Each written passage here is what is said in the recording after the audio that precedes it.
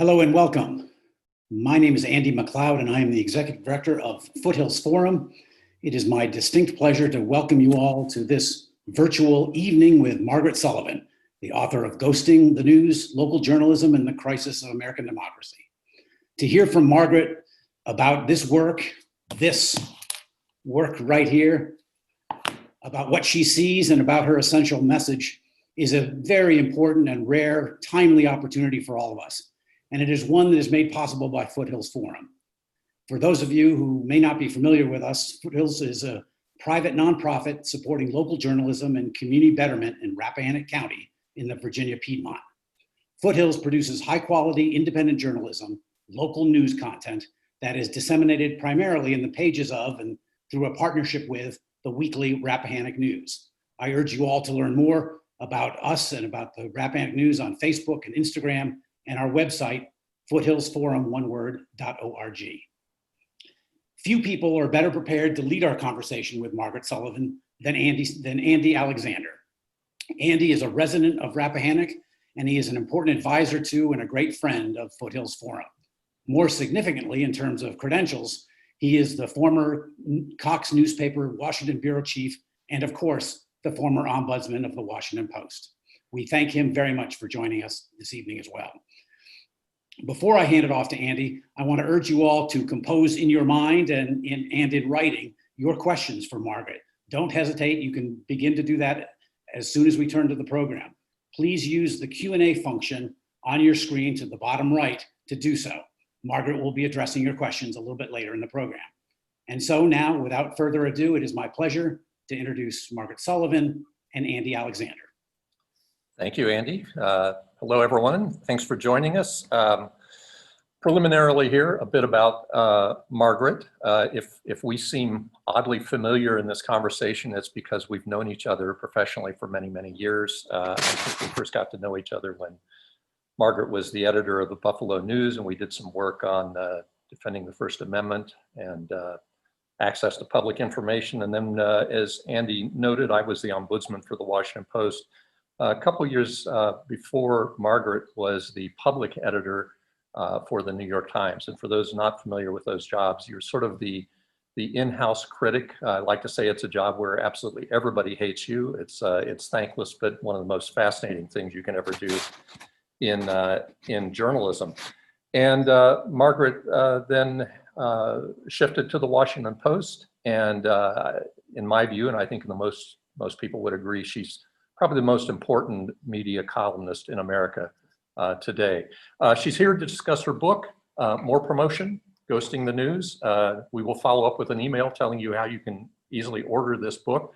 It's published by Columbia Global Reports, available through Amazon, an important book on an important topic.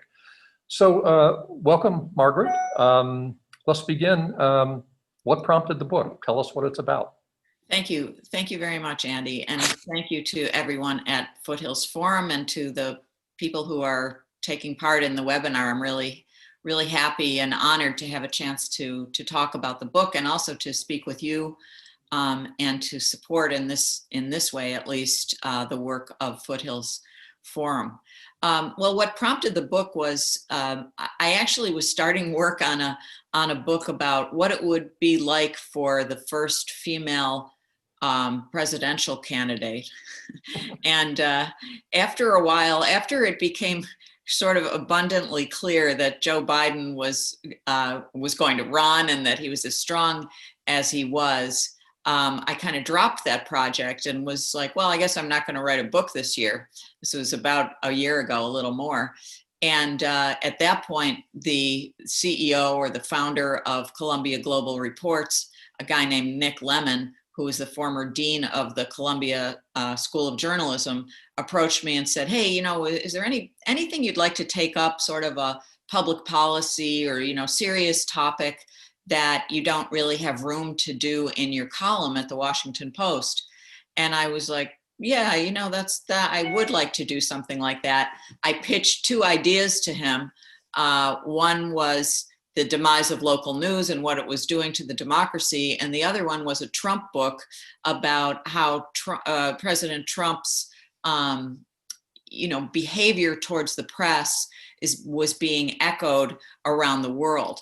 And Nick thought that, particularly because of my own background as an editor and reporter at a regional newspaper, and there were plenty of books about Trump coming out, that this would be the right one to do. And so I sort of launched into it at that point.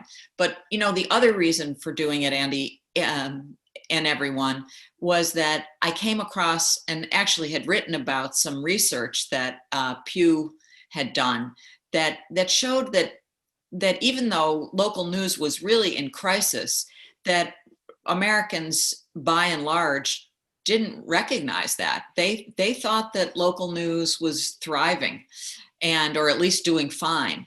And what's more, very few of them had ever opened their wallets to support local news. So the combination of the lack of knowledge of how bad things were getting and the fact that people hadn't actually been asked to support it seemed like a pretty good thing to tackle. So I actually approached it from the point of view of sounding the alarm. Mm-hmm. So I think one of those Pew studies found that something like 70% of those surveyed had no idea that the financial pressures on local news and how close newspapers were to going under or had gone under. How could that be? I mean, what's the explanation? Yeah, I do have an explanation for it. And that is this exact research I'm talking about. I think it has to do with the fact that local newspapers particularly, were so profitable for such a long time. And in different communities, whether Cleveland or San Jose or Chicago or Buffalo, wherever it may be, people kind of over time got the idea that, these companies were highly profitable and they were fine.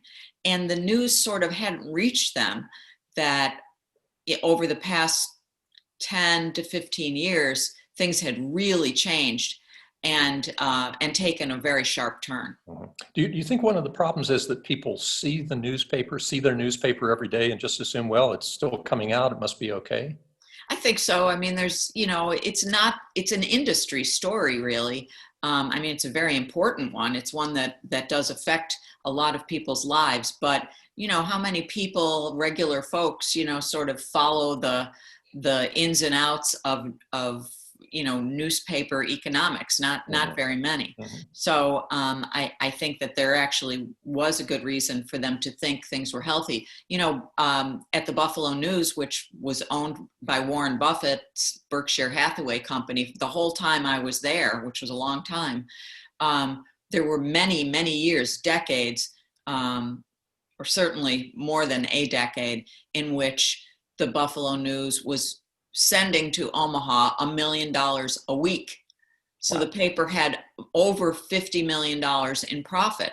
So, people kind of knew that things were okay. And even if they had heard, well, things are a little rough now, I don't think they recognized the extent to which it had changed. Yeah, those were the days, obviously. Those were the days. So I think some of the best research that's been done on this is by Penny Abernathy of the University of North Carolina. And if I recall the statistics right, it's something like 2,000 newspapers have gone under in the last 15, 18 years or something.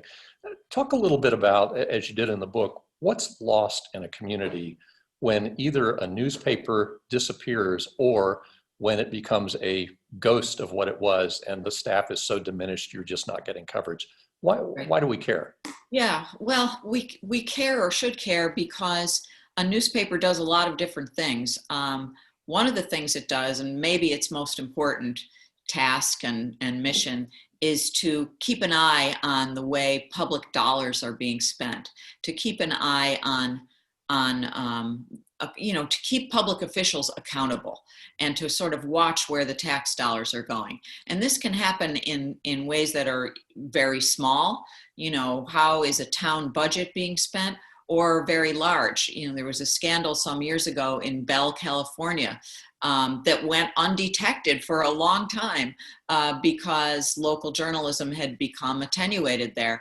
But eventually, it was revealed, and it was pretty shocking. Some really corrupt practices had been taking place for a long time, and no one knew about it. I think another really important role that newspapers play, and this is a little bit harder to get your head around, but I feel strongly about it, is the way it kind of knits a community together. It gives you a shared basis of facts, of knowledge about what's going on in your world.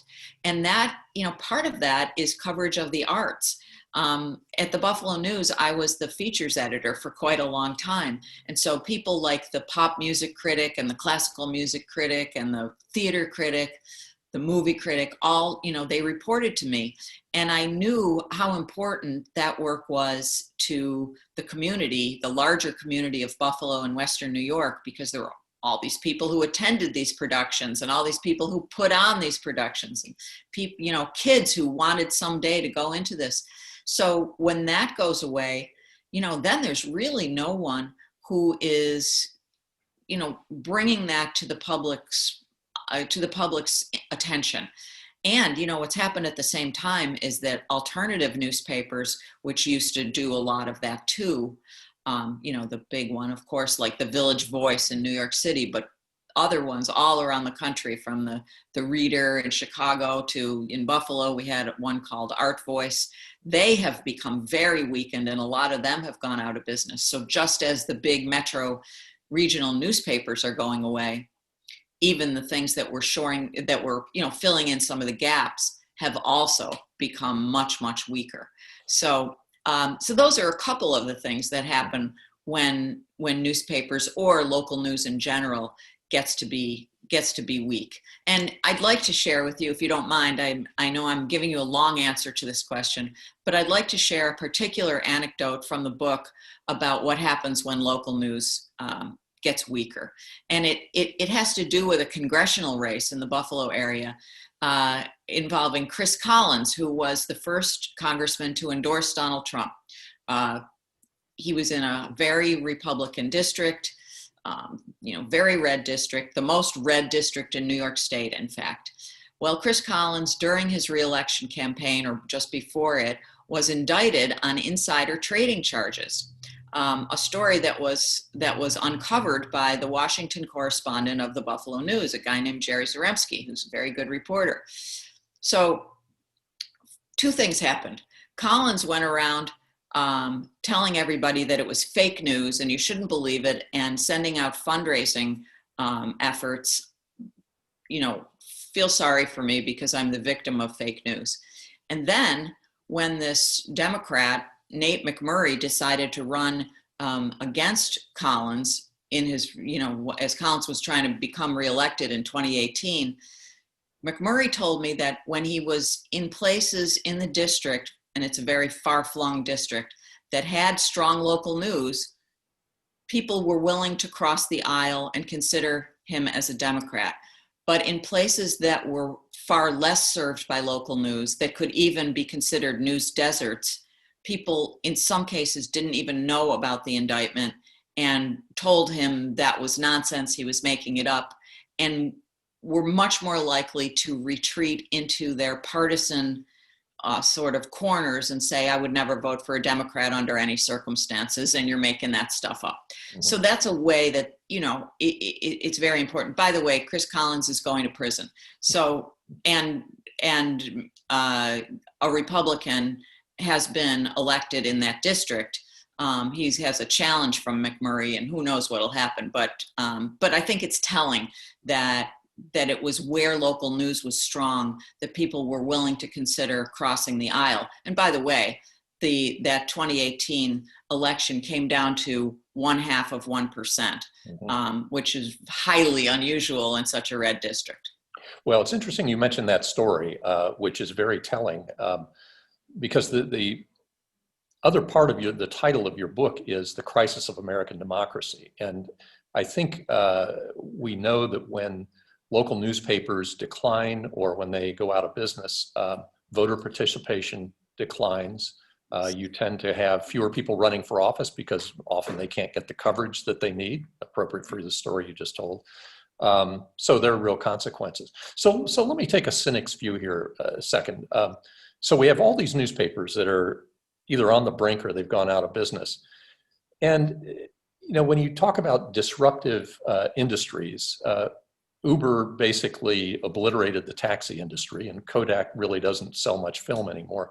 So if we're in a inexorable decline of newspapers, why not just let them decline and speed the process and go to whatever is next? There will be some replacement. Why should we try to preserve what we have? Well, I think we want to preserve what we have because they're more important. What we have is more important than taxis or videos at Blockbuster. Newspapers, perform a service that can't be easily duplicated. It can, we are doing the new, the modern, the all digital kinds of things. And those things are extremely important, and they are the present and the future. But my belief is that we have to both encourage those new forms and keep as much as we can and shore up the old, because the new ones can't really, the term of art here is scale. They can't really scale. They can't be duplicated in the way that to replace newspapers. Mm-hmm. And what's more, some research from Duke University showed that they looked at 100 communities, and even, so all these communities had radio stations, TV stations, digital outfits, and newspapers. Even with newspapers as troubled as they are, the original journalism that was happening in those 100 communities was largely, predominantly still being done by newspapers. That's what newspapers are good at.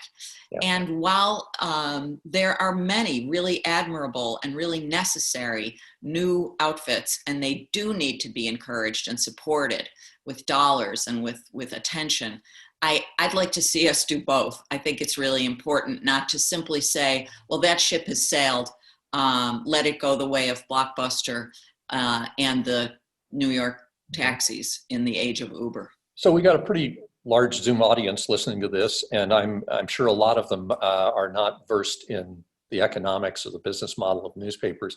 One of the things we know about the pandemic is that it has accelerated the financial pressures, and yet almost every news organization of any kind, including the little Rappahannock News Weekly here, has seen an all-time record in readership.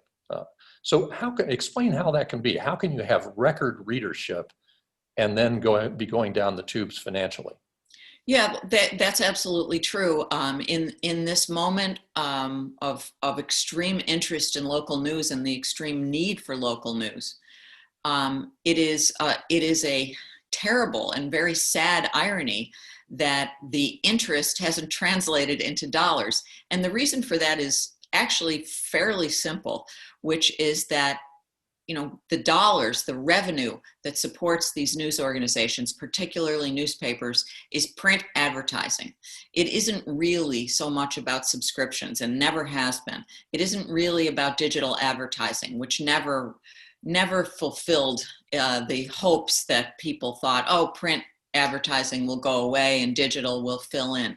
No, the revenue has come from print advertising. And so in this very tragic moment in our country, when the economy is so shut down, or largely, the print advertising that already had gone away, even more of it now it's kicked the legs out from whatever remaining print advertising there was. Because, okay, what's print advertising? Well, it's cars, it's entertainment, it's restaurants, it's travel. Mm-hmm.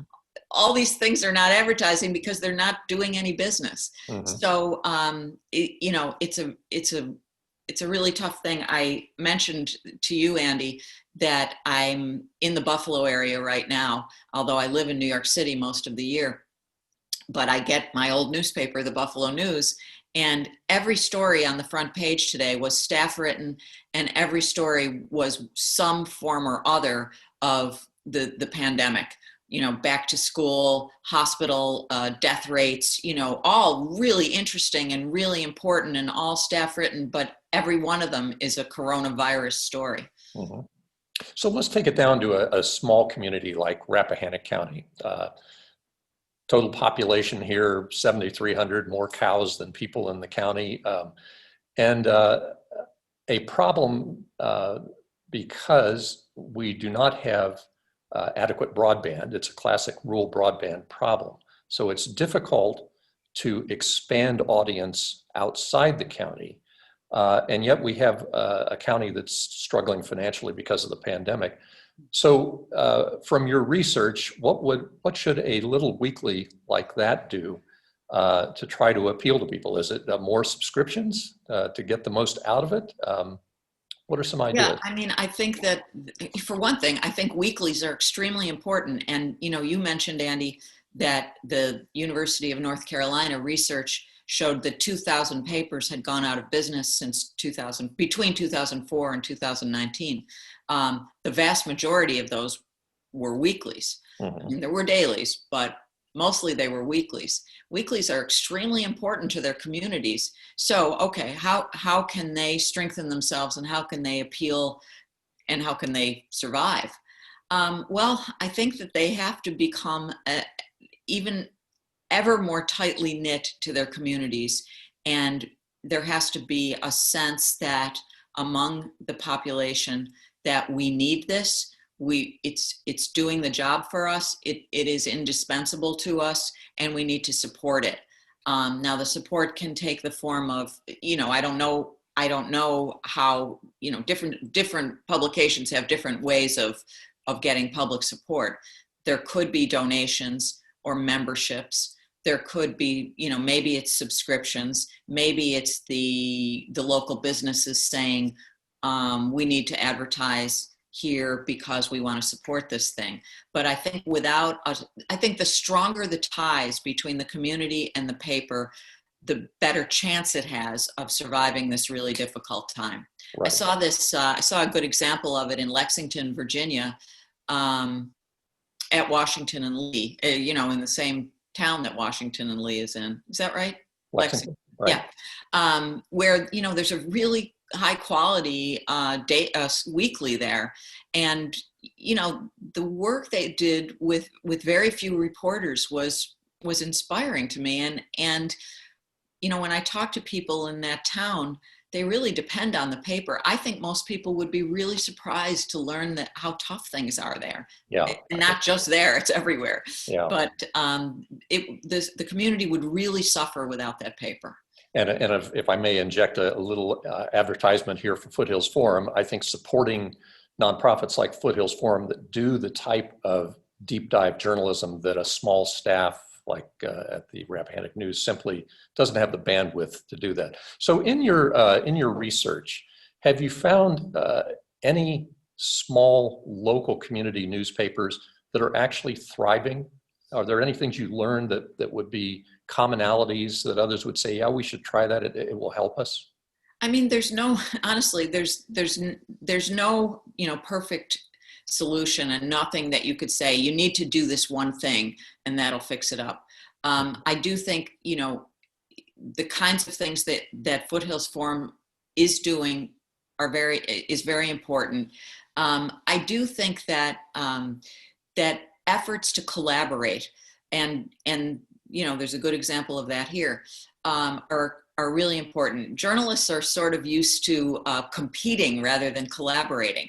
And the more collaboration there can be among news organizations in a region, the better off we're going to be. There are good examples of that in Pennsylvania, where there's something called Spotlight PA, in which a whole bunch of, whether it's radio stations, TV stations, the newspapers in Philadelphia and Pittsburgh have gotten together to sort of shore up the state house coverage, so that not as many reporters are necessary, but there's good reporting going out to all these places and they can all use it. So I think that's a real key, and it kind of goes against the DNA of journalists who are, want to get the scoop and would rather not be sharing necessarily. They'd rather be competing.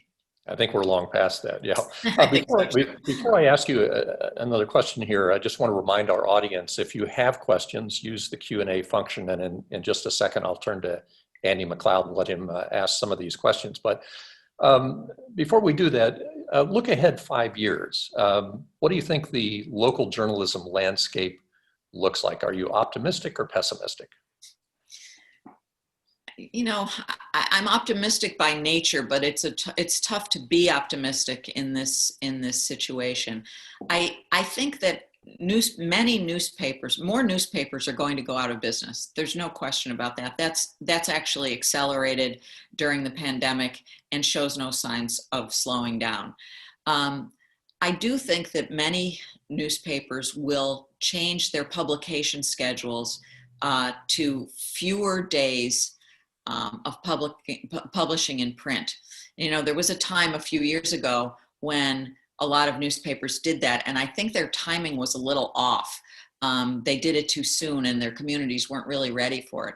But I think that that we may see a lot of formerly daily papers publishing on Sunday only, because Sunday remains a pretty good revenue day, and emphasizing the digital the rest of the time. You know, I mean, I think that public radio needs to get stronger. I actually think there are some efforts taking place right now on the public policy level that could help newspapers stay in business. I mean, I'm hopeful that that will, you know, keep some of the damage from happening, but, you know, I'm really worried. Dean Baquet, the top editor of the New York Times, I quote him in my book saying that he thinks all these newspapers will be gone in 5 years. I mean, I'm not that pessimistic, but I'm very worried. But, you know, it doesn't have to be that way. We can salvage some of this, and that's, you know, what I'm most hoping for. So before we get to audience questions, you raised one thing that made me want to ask you.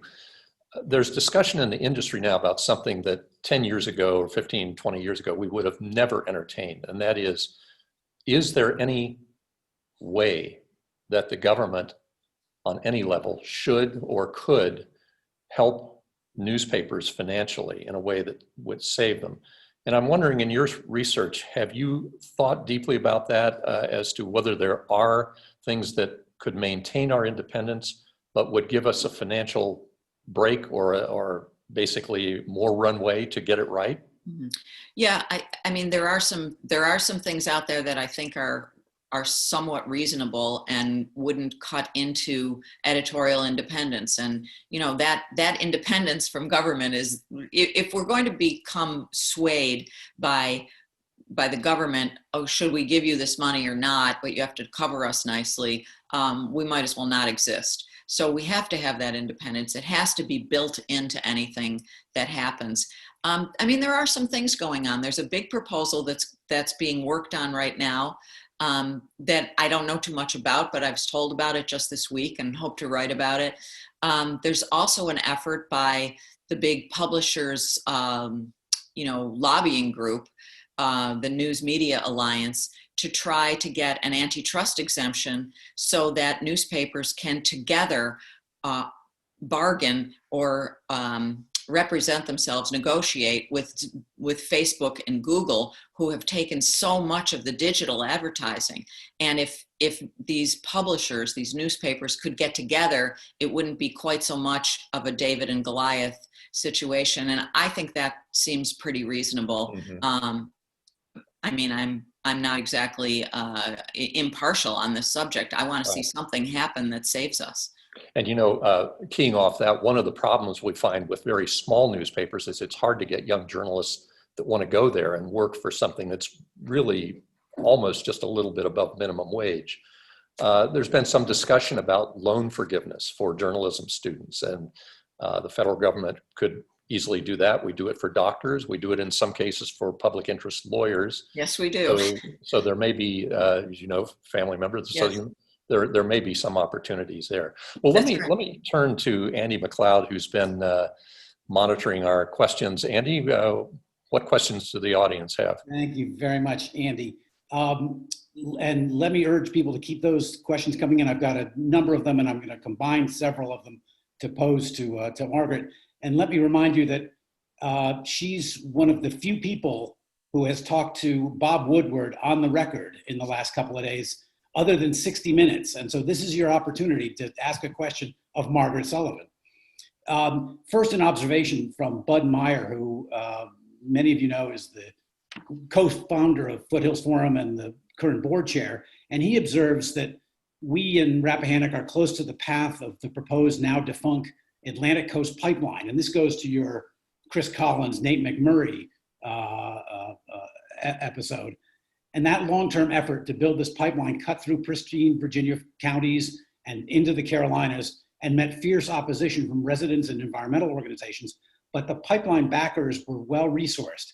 And those organizing opposition found their efforts were greatly exacerbated by the absence of local news outlets in many, many rural areas through which this proposed pipeline might have gone in the impacted villages and towns. People simply didn't know what was happening and what was being proposed for their communities. Ultimately, however, the organizers prevailed. That, Bud would say, would be an example along the lines of what happens in a news desert. Margaret, let me ask you this question about hedge funds and the ownership of newspapers and newspaper chains. Recently, an organization called Chatham Asset Management bought up the McClatchy chain. And before that, Alden Global Capital has been involved in buying up distressed newspapers. If these papers are such unfortunate economic opportunities in the eyes of some, why are hedge funds buying them? What do they hope to get out of buying these properties? So some people call these organizations, these hedge funds, vulture capitalists. I mean, they're basically circling the bodies and picking off the last profits, and also trying to maximize the last profits by shrinking staffs generally, or maybe by selling off the real estate that's associated with the newspaper. What they're not thinking about, by and large, is how to build a sustainable news organization. They're not interested in that. They're interested in cutting the staff, maximizing profit, strip mining, and getting out eventually. So it's really disheartening to see, a chain like McClatchy, which has so many great properties in it, from, the Miami Herald to the Sacramento Bee, the Kansas City Star, and many others. I mean, these are papers that have done incredible work.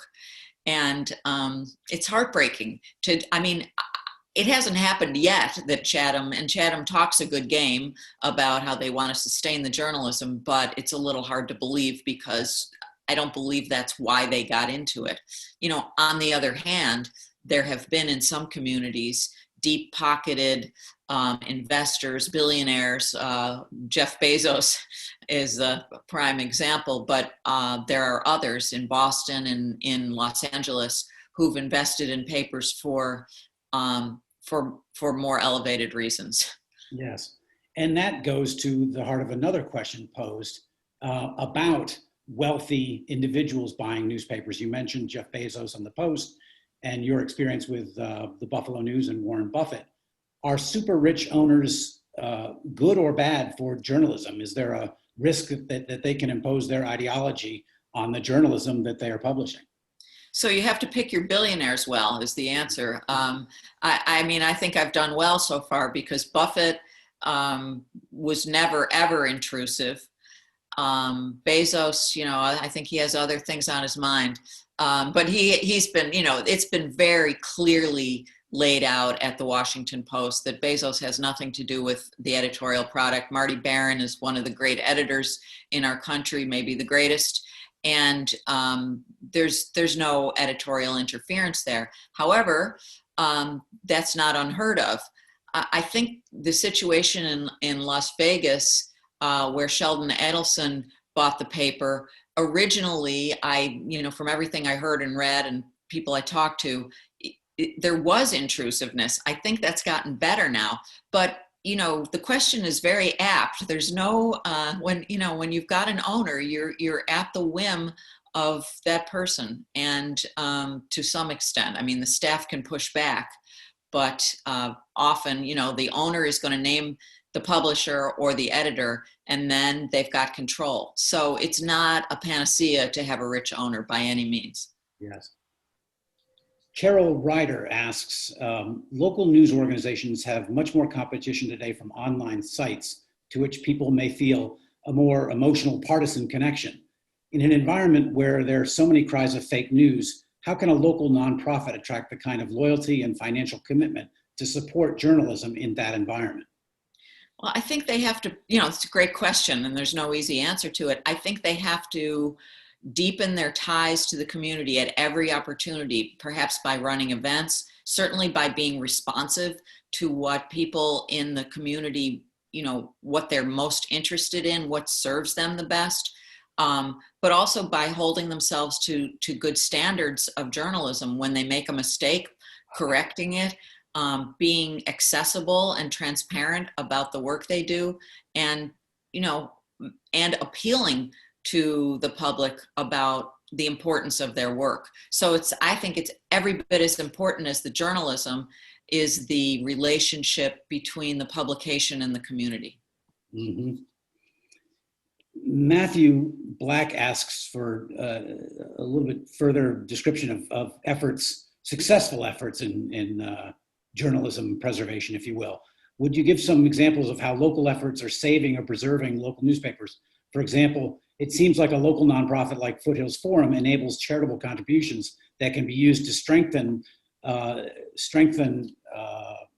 profit-making newspapers. So can you talk about the dynamic between for-profit and nonprofit? Yeah, so some of the most impressive things that are going on out there in local journalism are in fact in the nonprofit realm. So the, you know, kind of the first and biggest and most impressive of these was the Texas Tribune in Austin. And, you know, it's very successful. It's not a for-profit entity. They run this thing every year called the Texas Tribune Festival that gets, you know, incredible speakers and sponsorships, and it makes more than $1 million every year. And they have a lot of philanthropy coming their way.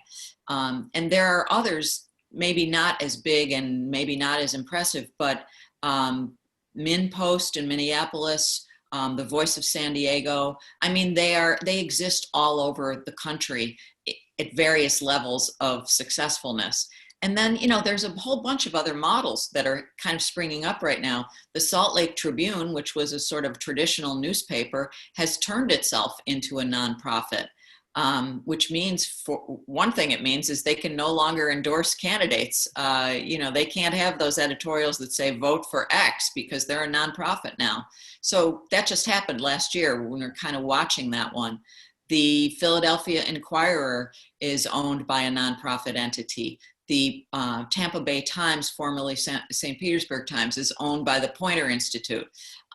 So there's a bunch of different, you know, kind of experimental things going on, and it's good to see. I mean, there's a lot of efforts to make things better, and, you know, it's really hard to predict which of them are going to survive and which of them will be models that can be emulated. One of our board members, Stephen Brooks, asks, what's the landscape of local journalism going to look like in 5 years? I think you are suggesting what it might look like and with some of these answers. Yeah, I mean, it's going to be more varied than it is now. It's going to be less about newspapers and more about other things. And those other things are going to be, you know, more emphasis on public radio, more emphasis on television news, more emphasis on nonprofits or other all digital sites. And, you know, I hope that newspapers will still be a part of that. So it'll be a much more, it's going to be a patchwork. To the extent there's a solution, the solution is going to be a patchwork, not a single silver bullet. We've gotten a couple of requests for you to elaborate a little bit on the speculation made by Dean Baquet about the demise of the physical newspaper. What's the speculation about the lifespan of the broadsheet? Well, you know, both Baquet and Warren Buffett, both of whom coming at it from different points of view, have I quoted them in my book, very dire predictions. Becquet saying he thought they'd all be gone, and all pretty much every newspaper in the country, he said, except for those owned by very rich, benefactors, would be gone in 5 years. Warren Buffett just, said that the trajectory he had seen was that newspapers were once monopolies, and then they became franchises, and then they became something else I can't quite remember. And then he said, now they're toast. So they've gone from monopolies to toast. That's pretty dire. I don't think it needs to be that way. I think we can actually do better than that. And I don't believe in writing them off. I guess you know that, because I wouldn't have written this book if I thought I was writing about, the print equivalent of Blockbuster Video. But I also don't think it's about the printed newspaper. It doesn't need to be about the printed newspaper. It's about local journalism, not, the thing you hold in your hands. Although I am very fond of the thing you hold in your hands. And I think it does something that other forms don't do. You mentioned the broadband problem. That's a huge thing, when there is limited broadband, whether in rural or less affluent communities, the paper gets to be very important. You can hold it. Plus, I think it has an incredible power that you don't necessarily get in digital. I'm still a fan. If I could just interject here, Andy, before you get to the next question. Margaret, earlier you made a point saying that there is no one solution for all news organizations. And the reality is that the failing New York Times is actually doing very well now, has more than 6 million digital subscribers. The Washington Post, when I was there, a very dark period about 10 years ago, was losing buckets of money. I am reliably informed that it's very solidly profitable and has huge audience. But you touched on scale, and I think that's important. And so for a Buffalo News or even a Chicago Tribune, it's very difficult to get that global scale that can fully exploit digital advertising. Right. The Times and the Post and the Wall Street Journal, and really that's about it, can draw from a global audience, and they can, their whole mission is one that's certainly national, maybe not always global. But local newspapers, regional newspapers, even the Los Angeles Times, are people, I think the Los Angeles Times is a great newspaper, has been for a long time, and now has a sort of a new life under its owner. But if people are, making limited choices about how many subscriptions they're going to have, you're probably going to pick one national newspaper to subscribe to, unless you're a super news junkie. You're going to either have the New York Times or the Washington Post or the Wall Street Journal, and probably not, there's the rare person who's going to say, yep, and I need the Chicago Tribune and the LA Times too. So that's the problem. It is one of how large is the audience you can draw from. Yes. Several comments and questions about advertising and the digital advertising that has gone the way of Craigslist, Google, and Facebook. And at the same time, have not Google, Facebook, and Microsoft initiated efforts to help local journalism in some way or another? What, in general, do you make of those efforts by those big boys? So I think that those efforts are welcome. And they also have the feeling of sort of, well, we kind of feel guilty here, so we're going to come up with some limited number of dollars. Not insubstantial, but also nothing that would ever touch their bottom line in any way. The one guy who I would say is a great exception to that is Craig Newmark. You mentioned Craigslist.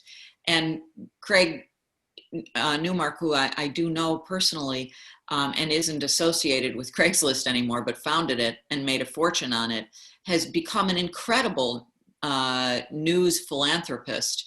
And, but that's a rarity. I would say Facebook and Google have made some efforts that are welcome and that are worthy. And I think they could do a whole lot more.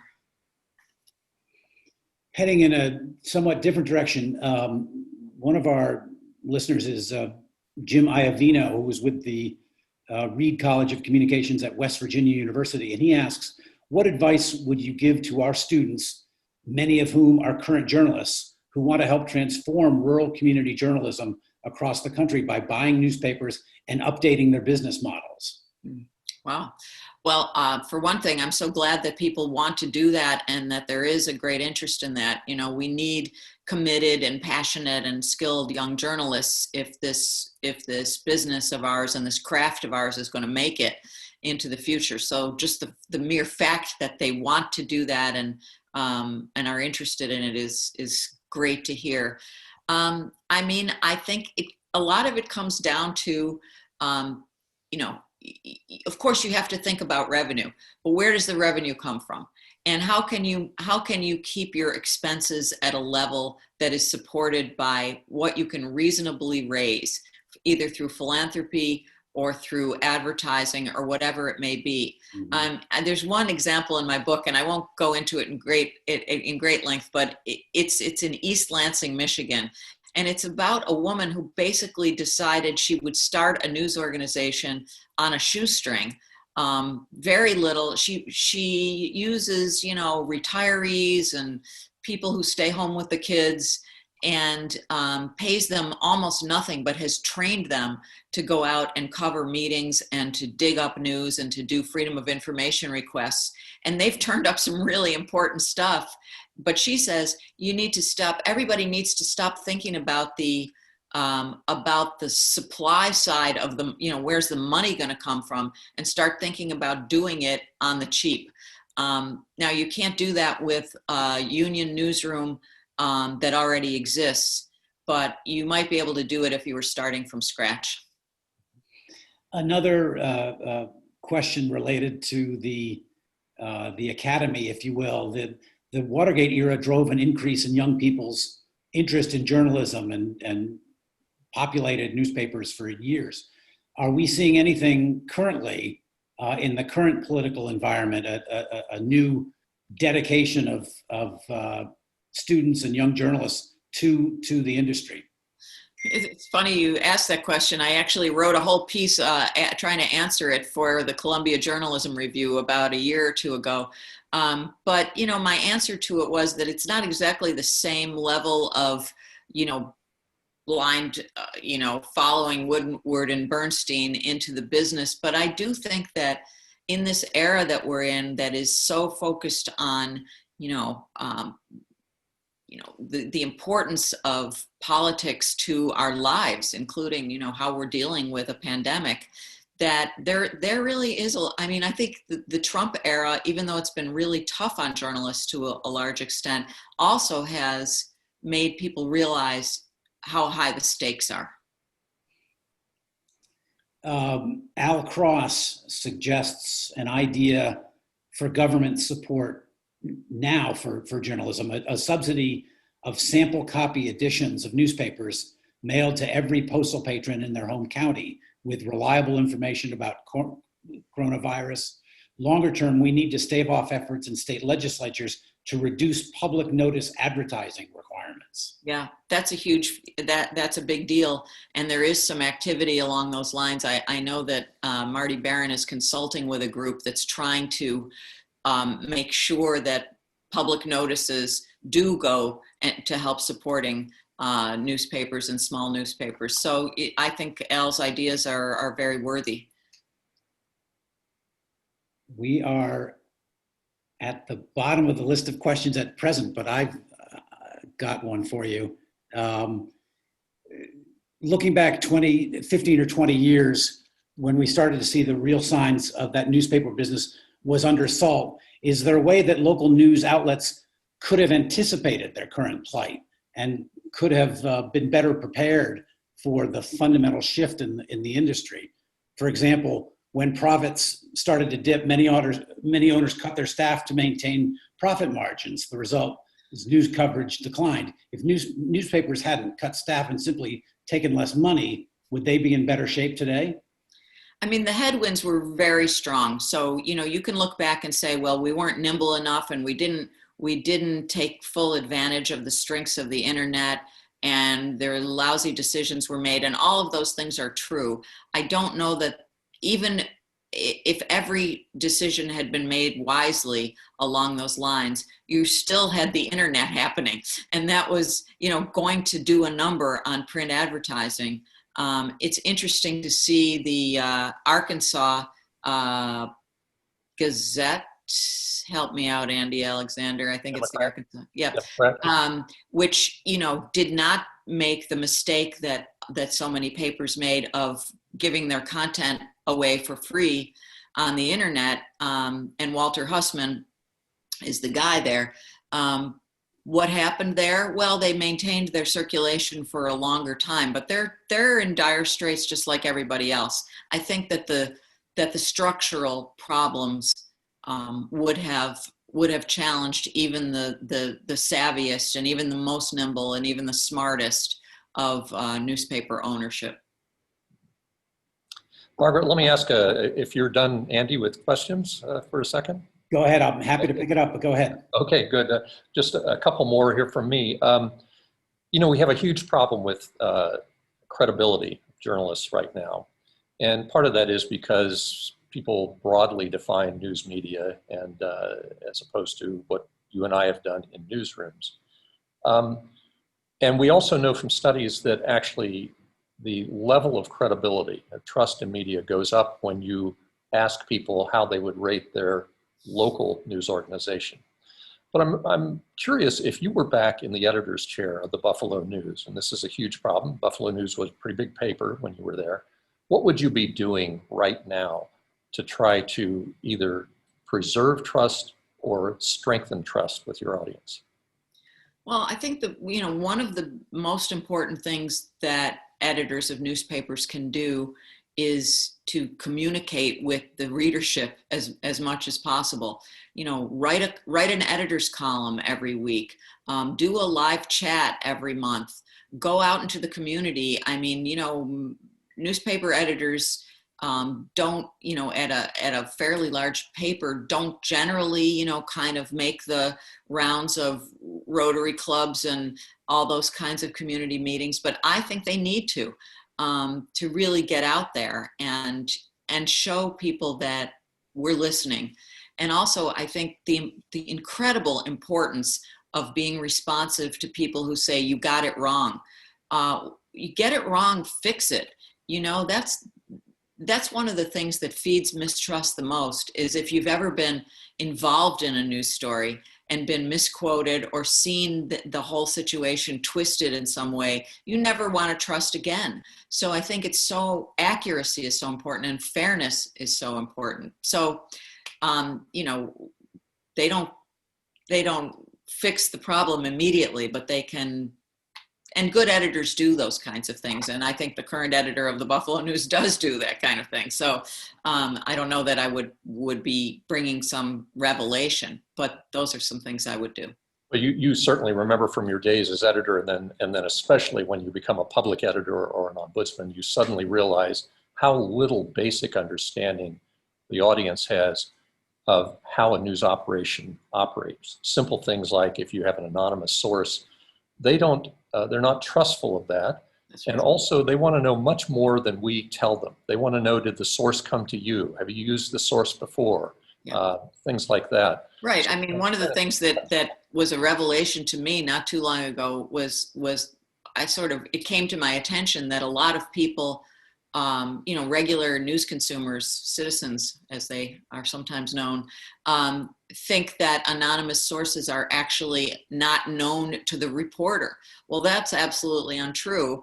Unnamed sources have negotiated, I can't tell you this because it's going to put me in jeopardy, so please don't name me, but you can call me this. Of course the reporter and his or her editor know who the source is, but people don't know that when they say, when the story says an official or someone in U.S. government or whatever it may be. So I think we need to do a little bit better job of talking to people about that.